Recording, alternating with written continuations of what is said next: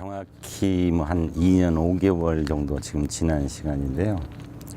이제 자주는 여기를 못 오고 가끔 시간 내서 한 번씩 이렇게 몇 번 왔었는데, 사실은 이게 그때 뭐 2년 전 4월 16일이나 오늘이나 뭐 바다 변화는 없이 그대로 있긴 있지만은, 뭐 보면 아시겠지만은 지금 현장에 아직도 세월호 속에 9분의 실종자가 있기 때문에, 아무튼 이게 지금도 현재 진행 중이지 세월호 사건이 끝난 건 없고, 또 사실 6월 말까지 특조위 활동이 사실 끝났어요. 끝나고 9월 말까지, 이달 말까지 해서 보고서를 채택하면은 사실 정부에서 하는 일이 모두 끝납니다. 그래서 지금 뭐 야당에서 부르짖고 있는 게, 작년 19대 국회에서 여야 합의로 특조위를 연장하게끔 합의를 했는데, 아직까지 그게 통과가 안 돼 있기 때문에 뭐 세월호의 온전한 인양이 있어야만이, 그리고 아직 실종자 가족들이 만족할 만한 수습이 있어야만이 끝나는 것이지. 그리고 더 중요한, 왜 배가 침몰했으며 왜 한 명도 구조를 못했는가. 다 아시겠지만은 그 많은 사람이 희생됐음에도 불구하고 단 한 명도 구조를 못한 것에 대해서는 하여튼 원인을 밝혀야 한다는 데는 그때나 지금이나 저 입장에서는 변함이 없고, 또 개인적으로는 제가 저희 그 전남도 대한약사회에서 137일간을 봉사활동을 했고, 전 개인적으로 한 2달을 더 했어요. 추가로 더 했는데, 여기 올 때마다 항상 느끼는 것이지만은 그때나 지금이나 저한테는 항상 똑같은 마음, 그런 심정으로 여기를 오고 있죠. 제가 워낙 경황이 없는 상황이어서 날짜는 정확하니 모르는데, 그날 박원순 시장께서 오신 날입니다. 아침에 비가 좀 부슬부슬 내린 날이었는데, 제가 최초로 현장에, 배가 침몰한 현장을 가본 적이 있어요. 오전에 갔다가 오후에 왔었는데, 오후에 와서 약국에 근무를 하고 있었는데, 사실 애기 아빠 이름도 사실 기억 못 하는데, 애기 아빠가 약국에 오셨더라고요. 오셔가지고 나중에 찾아보면 아시겠지만 그 애기가 그날 생일이었다네요. 생일이어서 이제 현장에 빠지선에 가서 이렇게 바다를 물고름이 바라보는데 기름방울이 이렇게 뽀글뽀글 올라오더라고. 그래서 자기 느낌으로는 기억하면 아시겠지만 기름이 물에서 떠오를 때에는 위에서는 쭉 퍼지지 않습니까? 근데 자기가 생각엔 꼭 국화꽃을 연상할 정도로 그렇게 퍼지더라 그래요. 그걸 바라보고 있는데 시체 항구가 떠올랐어요. 근데 그 학생이 시체가 자기 딸이었습니다. 그래 이제 바로 확인은 안 돼. 왜냐하면 전부 다 DNA 검출했었는데 그 떠오른 시체가 자기 딸이었어요. 그랬는데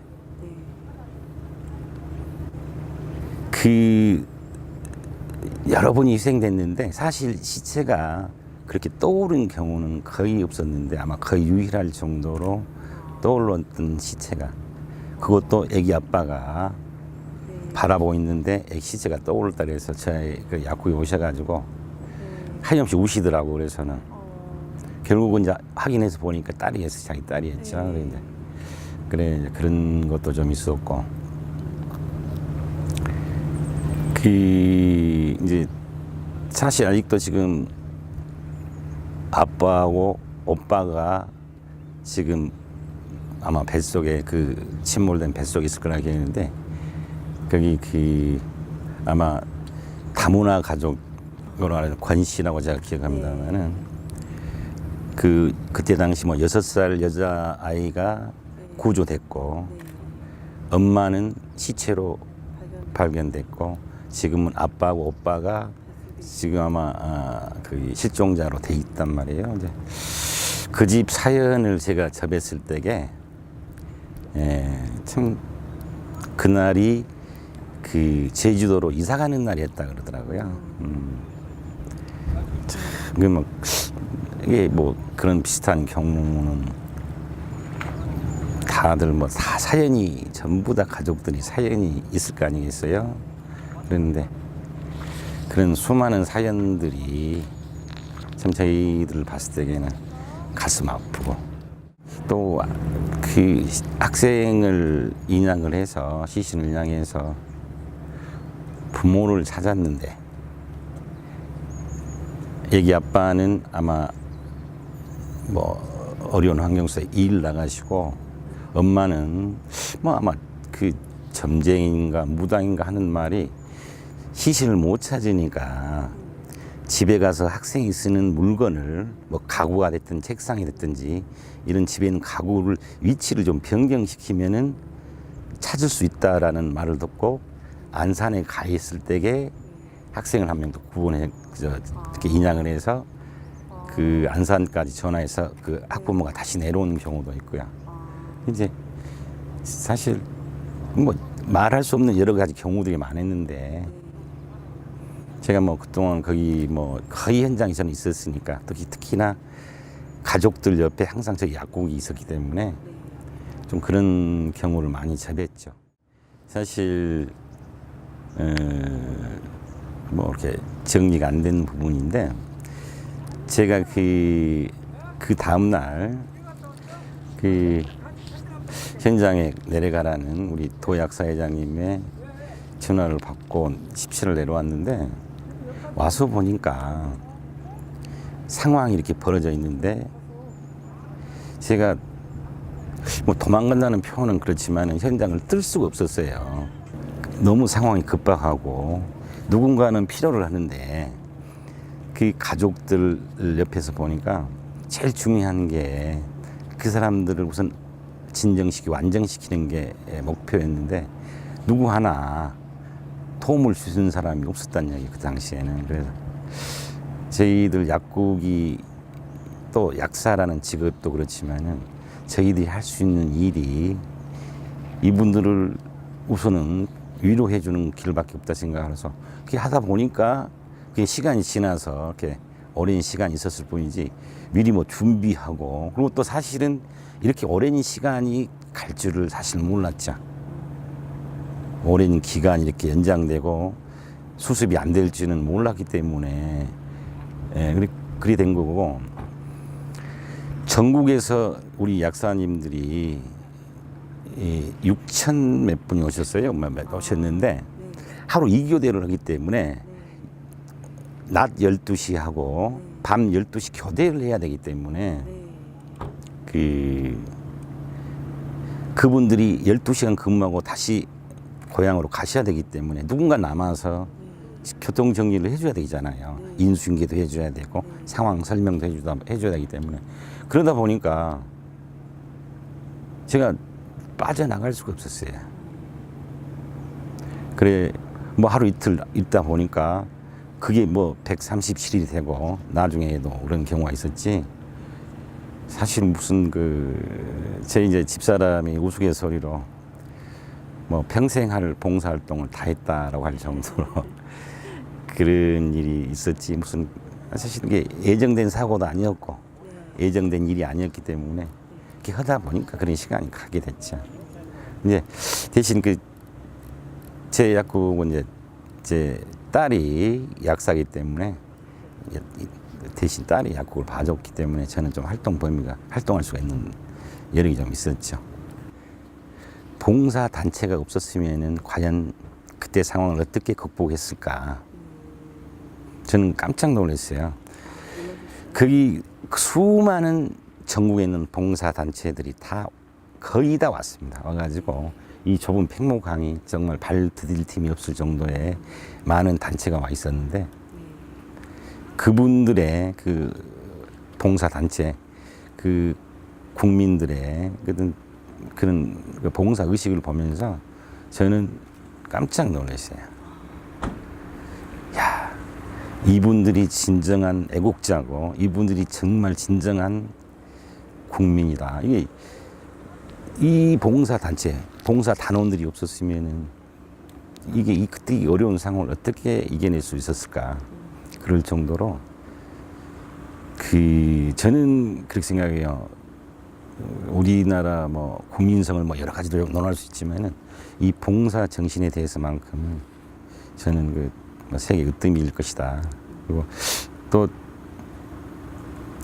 되게 우리나라 국민성도 그렇습니다만은 좀 남 앞에 쓰는 것을 껄끄럽게 생각하고 좀 수줍한 경향도 그런데 저도 뭐 조금 하나 해보니까 적은 것부터 이렇게 하다 보면은 자연 몸에 배에서 말 있잖아요. 박사 위에 더 멋있는 게 봉사라고. 석사 박사보다도 더 멋있는 게 봉사라고 그러더라고요. 그래서 봉사는 우리 지금 현재 봤을 때는 우리나라 참 잘 돼 있다고 저는 그렇게 생각을 해요. 회장 취임사라든가 우리가 회의 있을 때마다 우리 회원들한테 강조했던 것이 존경받는 약사였단 말이에요. 우리 스스로 우리가 권익을 지키지 않으면은 이 현대 사회에서 누가 우리 권익을 지켜주겠습니까? 남 앞에 군림하자는 건 아니지만은 최소한의 우리의 권리를 찾아야 되는데 그러기 위해서는 우리의 이제 사회적인 책무가 있어요. 우리 약사에 대해서는 사회적 책무를 어떻게 지키느냐 이게 가장 중요한데 우선은 저는 강조하는 것이 이 자기 업무, 우리가 크게 약사라 그럽니다. 그건 일사자가 약사라 그러는데 약사에 정말로 철두철미하니 준비하고 실천해 나가야 되고 다음에는 사회활동, 사회 참여라고 할 수도 있는데 사회 참여나 사회 활동을 열심히 하고 그리고 어떤 우리 약사는 전문직이지 않습니까? 그래서 누구보다도 약에 대해서 연구를 많이 해서 우리 일반 소비자나 환자분들한테 충분한 정보 제공자가 돼줘야 된다. 그냥 약을 단순 노동으로 조제하고 판매하고 투약하고 이런 차원이 아니고 정말 약에 대해서 심도 있게 좀 연구를 하셔가지고 우리 소비자나 환자들한테 우리 약의 의약품에 대한 정보를 충분히 전달할 수 있는 그게 이제 우리 요즘 쓰게 하자면 복약 지도라는 것인데 사실 약사가 가장 할 수 있는 근본적인 일은 근본적인 의무는 복약 지도에 있다고 생각을 해요. 저는 그렇게 생각하거든요. 약국 환경 개선도 중요하고 여러 가지 일들이 많이 있지만은 우리 약사들이 정말 해야 하는 일은 복약 지도에 있습니다. 요즘 사회적으로 뭐 대면 복약 지도냐, 화상 복약 지도냐, 뭐 여러 가지 말이 많지만은 사실은 직접 대면을 통해서 충분한 복약 지도가 이루어져야만이 약사로서의 역할을 다한다. 저는 그렇게 기본적으로 생각을 해요. 지금 이게 현재 국가에서 정부에서 시행하려고 하는 전 과감한 작태들이 약사의 본연의 어떤 존재 가치를 부정하고 있어요. 왜 그러냐면 보세요. 의약품에 크게 아시겠지만 전문 의약품이 있고 일반 의약품이 있어요. 그러면 스스로 우리가 약의 전문가 또 국가에서 그걸 인정하기 때문에 약사를 6년제를 만들어서 약사라는 면허증 줬지 않았습니까? 근데 이제 와서 전문 의약품은 의사의 처방전에 의해서만 저희들이 쓸 수 있기 때문에 저한테 전혀 저희들하고는 손을 떠나는 부분이고 일반 의약품마저도 지금 슈퍼에가 편의점에가 13개 품목이 지금 이미 나가 있어요. 지금 이게 대통령 시행령으로 해서 20개 품목으로 늘린다고 생각하신다면은 늘려버리면은 지금 우리 약국에 현재 약국에 있는 약의 3분의 1 이상이 슈퍼로 나가게 돼 있습니다. 그러면 자 보세요. 약사의 관리하에 우리 약국 뭐 일명 종업원이라 뭐 하는데 뭐 전산원이라 할 수 있고, 네 이분들이 약사의 관할 아래 의약품 가장 가벼운 뭐 진통제를 주면은 비약사 투약이라 가지고 법적 조치를 당합니다. 근데 우리 편의점에 나가 있는 똑같은 약들은 시간 알바들이 아무 제약 없이 줘도 그건 죄가 안 되잖아요. 그러네요.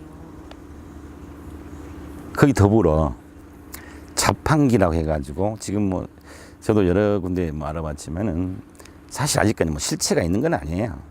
과거에 한번 만들어놨던 뭐 그거 하나 보면서 지금 이미 대통령 고지에서 지금 입법 예고까지 돼 있는 상태인데 어떻게 약을 자판기로 판매할 수가 있냐는 얘기예요.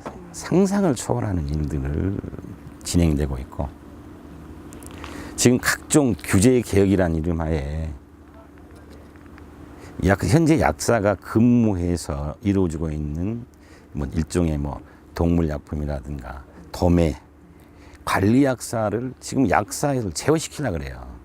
약사 아닌 다른 사람을 그 역할을 맡기려고 하는 일들. 지금 현재 엄청난 일들이 벌어지고 있는데, 저는 항상 이야기하는데 이렇게 할 것 같으면은 자판기 사장이 되지 어떻게 약대를 6년제라는 약학 전문대학까지 만들어서 약사를 6년제에서 1년에 한 1,700~800명을 뽑아냈냐는 얘기예요. 과연 그 사람들이 무엇을 하겠어요? 약사의 권익에 또 약사 존재 가치에 대해서 도전하고 있는, 사실 지금 뭐 선진화법 또는 소비자의 편리성만 따져가지고 보셨잖아요. 우리 옥시 사건이라든가 그다음에 뭐 그 전에 그 백수호 사건이라든가 또 앞으로 계속 일어날 일들이 그 약의 안전성에 대해서는 무시를 하고 그냥 국민 편리를 쫓아서 일종의 그 영리 목적으로만 약을 생각하다 보니까 이게 근본적으로 그 정부의 입장들이 좀 잘못돼 있다. 이게 전체적으로 보면은 의약품 택배라든가 자판기라는 이런 것들이 결국은 의료 민영화로 가는 디딤돌이 될 겁니다. 그래서 우리가 의료 민영화가 얼마나 폐해가 많다는 것은 뭐 미국 사회를 보면서 우리가 흔히 알 수 있는 것이고, 우리가 저는 개인적으로 전 세계에 가장 자랑할 수 있는 것이 국민 의료보험이라고 생각을 해요. 이 제도는 지금 거의 미국식도 아니고 유럽식도 아닌데 가장 전 세계적으로 가장 자랑할 만하고 조금만 보완한다면은 정말 좋은 제도고, 이 제도를 사실 전 세계에 수출해도 될 정도의 표준화가 될 정도의 아주 좋은 제도거든요. 다 그렇게 생각을 해요. 근데 그래서 의약 분업의 큰 틀 속에서 꼭 정부가 국민 건강을 관리하는 제도가 얼마나 좋은 제도입니까?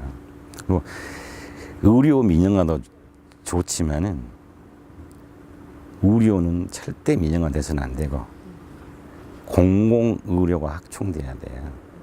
그리고 또 저희들이 그 바람이 있다면은 이제 저도 최근에 아닌 약사는 의료인이 아니에요. 그래요? 네. 저도 이 세월호 사건 터져가지고 처음 알았는데 약사는 의료원이 아닙니다. 그럼요? 그냥 직종 우리 어떻게 보면 아무것도 아니에요. 그래서 네. 반드시 정부에서는 의료원 속에 우리 약사를 넣어야 돼요. 내적으로도 우리 사실 약사회 내부에서도 굉장히 지금 어려운 상황에 처해 있고 외적에도 어려운 상황인데 그 저희 뭐 집행부에서 하여튼 힘 다 열심히 하고 있어요. 그래서 우리가 이제 집행부를 믿고 우리 전체 회원들이 힘을 좀 모아 주셔야 될 때가 아닌가.